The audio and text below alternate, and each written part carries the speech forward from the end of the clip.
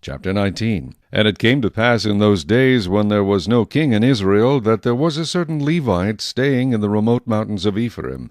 He took for himself a concubine from Bethlehem in Judah. But his concubine played the harlot against him, and went away from him to her father's house at Bethlehem in Judah, and was there 4 whole months.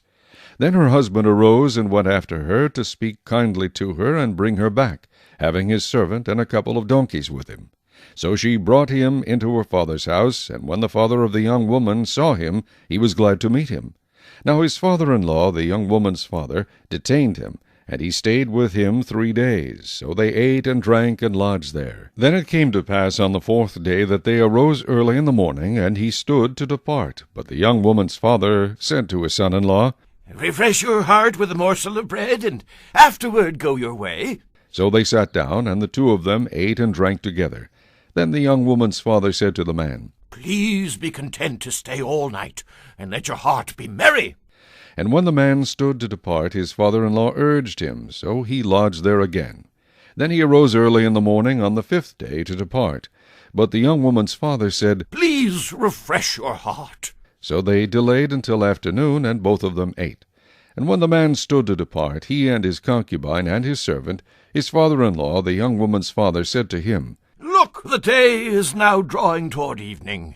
Please spend the night. See, the day is coming to an end. Lodge here, that your heart may be merry. Tomorrow go your way early, so that you may get home." However, the man was not willing to spend that night. So he rose and departed, and came to opposite Jebus, that is, Jerusalem. With him were the 2 saddled donkeys. His concubine was also with him.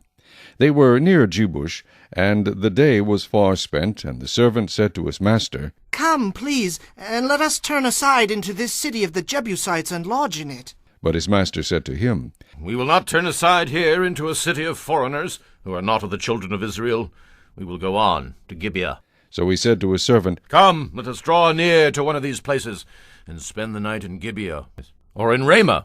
And they passed by and went their way, and the sun went down on them near Gibeah, which belongs to Benjamin. They turned aside there to go in to lodge in Gibeah, and when he went in, he sat down in the open square of the city, for no one would take them into his house to spend the night. Just then an old man came in from his work in the field at evening, who also was from the mountains of Ephraim. He was staying in Gibeah, whereas the men of the place were Benjamites.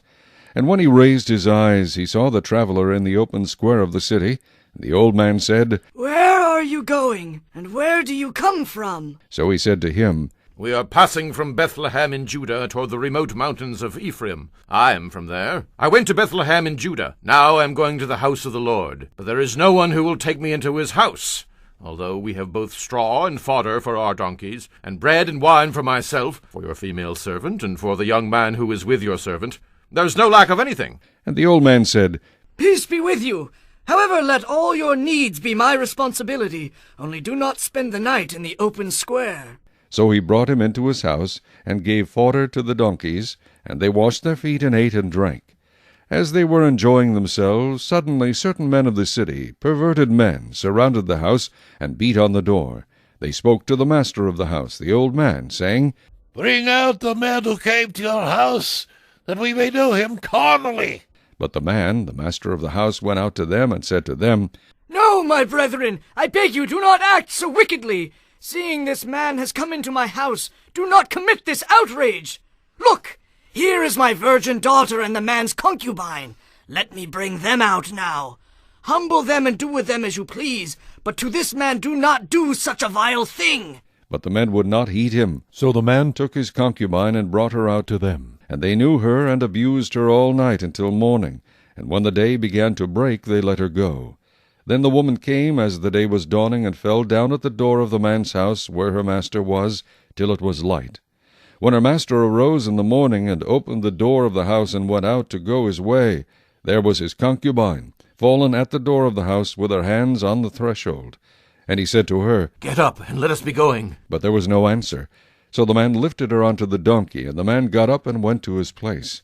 When he entered his house, he took a knife, laid hold of his concubine, and divided her into 12 pieces, limb by limb, and sent her throughout all the territory of Israel. And so it was that all who saw it said, No such deed has been done or seen from the day that the children of Israel came up from the land of Egypt until this day. Consider it, confer, and speak up